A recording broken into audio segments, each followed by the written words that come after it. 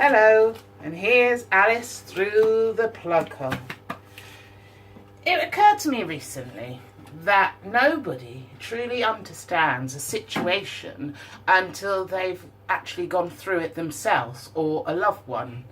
People might disagree with that, but I'll tell you my rationale.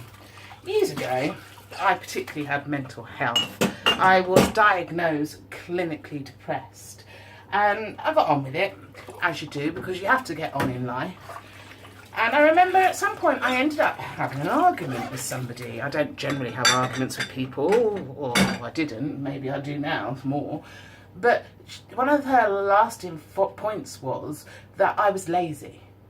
That was truly what was wrong with me. It had nothing to do with the fact that, yes, the doctor had diagnosed me as clinically depressed. Sometimes life is too much. You've got to juggle so much and it just gets on top of you.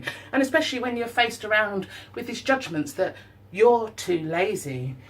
And I suppose in some respects it had an impact, and I'm still talking about it now, so clearly it did have an impact. But what I kind of resulted through was that she didn't understand.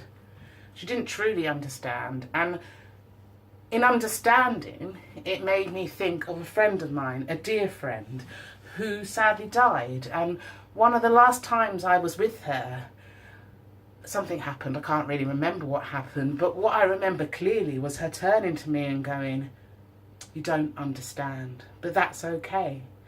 And through life, now I understand where she's coming from. I can't understand properly because I wasn't going through it. I didn't take the time to feel it. It's like Brené Brown's work, who worked out that most people show you sympathy. They go, "Oh well, I'm very sorry to hear that," but they don't take the time to actually walk in your shoes or imagine being in your shoes, and they also don't take the time to truly listen. They're already formatting their replies of what they want to say to make things go away or for things to be better.